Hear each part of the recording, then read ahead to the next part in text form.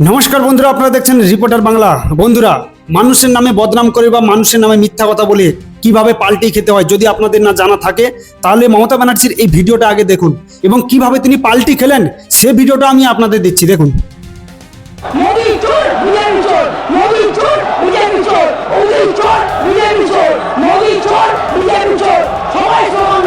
মোদি চোর বিজেপি চোর, মোদি চোর বিজেপি চোর, মোদি চোর বিজেপি চোর, মোদি চোর বিজেপি চোর, ওড়িশা চোর, ওড়িশা চোর, ওড়িশা চোর, ওড়িশা চোর, ওড়িশা চোর, ওড়িশা চোর, মোদি চোর বিজেপি চোর, মোদি চোর বিজেপি চোর।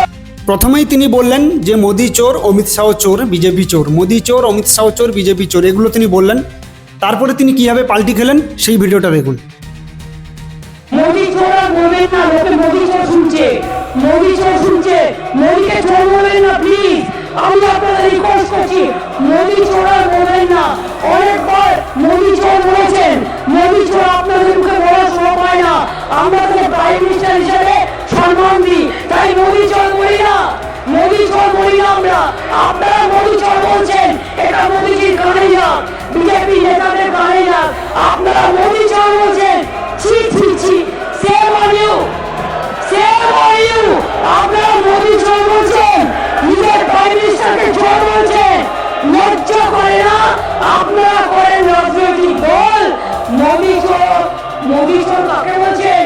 মোদি আপনাদের প্রাইম মিনিস্টার, মনে রাখবেন, দেশের প্রাইম মিনিস্টার হিসেবে আমি সম্মান করি, বিজেপি দলের নেতা হিসেবে নয়।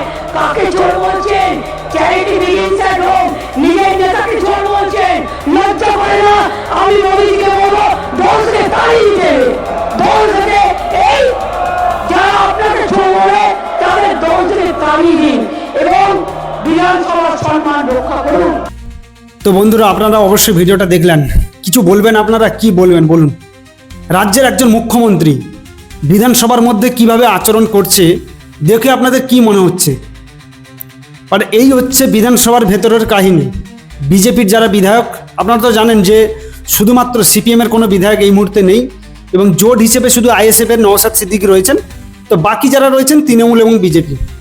বিজেপির এই মুহূর্তে রয়েছে 65 কি 66 এরকম হবে, বাকি তৃণমূলের। মমতা ব্যানার্জির আচরণ এবং যারা মমতা ব্যানার্জির কথা শুনে বিধানসভার মধ্যে চিৎকার করছে, আর তাদের আচরণ দেখে আমি জাস্ট অবাক হয়ে যাচ্ছি যে এটা কি করে হয়, কিভাবে পসিবল। আমরা যখন স্কুলে পড়তাম, আমরা যখন এইভাবে কোনো ক্লাসের মধ্যে কোনো একটু চিৎকার করতাম, মানে মাস্টার মশাই বা শিক্ষক যারা থাকতেন তারা কি করতেন, লাঠি নিয়ে এসে আমাদের হয় পিটতেন, কেন আগে তো আমাদের এইগুলোই হতো, মাস্টার পিটবে, কিচ্ছু করার নেই। কিন্তু এখন সেই দিনটা উঠে গেছে, এখন তো ছাত্রছাত্রীদের গায়ে মানে লাঠি দিয়ে কোনোভাবে টাচ করা যাবে না, তো সেই সিস্টেম চলে এসছে। শুধু আজকে নয়, মমতা ব্যানার্জির এই যে মানে নোংরামি, এগুলো কিন্তু আমরা প্রথম থেকে দেখে আসছি, সেই 2011 সালের পর থেকে। জাস্ট 2-3 বছর একটু ঠিক ছিল, আমি বলবো না যে প্রথম থেকে। এই 2014 সাল থেকে, যেদিন থেকে দেখেছেন যে নরেন্দ্র মোদী ক্ষমতায় এসছে বিজেপি সরকার, তো সেদিন থেকে ওনার কিছু একটা হয়েছে। কি হয়েছে আজ পর্যন্ত আমি বুঝতেই পারিনি। তো মানুষকে তিনি দেখলে ভুলভাল কথা বলেন, যদিও ভুলভাল কথা বলাটা ওনার অভ্যাসের মধ্যে রয়েছে, এবং মানুষকে কীভাবে খারাপ কথা বলতে হয়, মানুষকে কীভাবে গাছে তুলতে হয়।